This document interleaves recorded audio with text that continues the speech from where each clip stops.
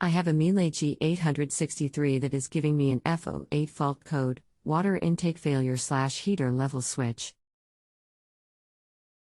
I've checked the screen filter in the intake and I'm getting plenty of water at pressure where the feed line connects to the intake box. Where should I check next to find the root of the problem? Thanks for counting on us to help with your appliance problem. My name is I look forward to helping you. If it fills and drains, the heater pressure switch is faulty or the water path is blocked. The service manual for that machine is available for download below. Click here. Kelly, I replaced the pressure switch and I get the same fault code. The dishwasher fills, waits approx 15 seconds and then begins flashing the intake/drain light. When I check the fault code, it registers F08, number 4 light on second set. You mentioned check for block path. Since water is going into the basin, and water is draining out if I restart the cycle, I'm not sure what to check next. Wouldn't that mean the path can't be blocked? The path to the pressure switch would also be suspect.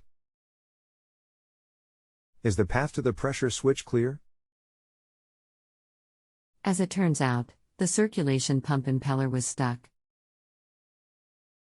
It wasn't dirty, just stuck. I got it moving freely and put everything back together. Now the dishwasher fills and moves on to the circulation step. However, 10 seconds into circulation it stops and gives me the same intake fault code. I've looked at the timing chart and over through the manual and can't figure out what would cause a fault 10 seconds into circulation. Any ideas? It has to do with the heater pressure switch, that is what monitors the water pressure so the control knows when to activate the heater. That's what we started with. I bought a new one from Miele. So unless they're both faulty, I don't see how the switch itself could be bad. Is there anything else that works with that switch that could also cause the issue? When the cycle starts, the pressure switch sends a signal to the control. If the water level is too low, the inlet valve assemble sensor would catch that, or the recirculation pressure is too low, the pressure switch comes into play there, then the intake/drain light will actuate. Then, of course, if the water will not drain, it could activate. Since the cycle starts, it has not be the pressure switch circuit. So, either the pressure switch is not getting satisfied, poor recirculation pressure, or the wiring or control has issues. Sorry this has drawn out so long. I've removed the side panel and insulation and ran the machine again. Water is definitely flowing out of the recirculation pump through both tubes, top arm and middle arm, however, there's air in the line as I see a fair amount of bubbles. I did run it without the pressure switch attached once, and you're absolutely right. It stopped at the exact same point in the cycle. I'm going to try to run it now with my meter attached and see if it switches. I can also try to jumper around it, but the manual says it will fault if it stays on. Thoughts? Is there a lot of soap suds when you open the door? No, just a couple bubble pools floating on the top, maybe an inch in diameter. I've run it so much there's really no soap residue left. Let's try something. Put about half cup of vegetable oil in the tub and start a cycle and see if it makes any difference when the cycle begins.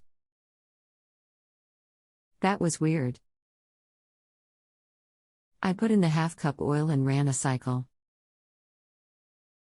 Unfortunately, I had forgotten that I had turned the hose off. I remembered halfway through the fill cycle, so the dishwasher ran with the oil and about half of the normal amount of water.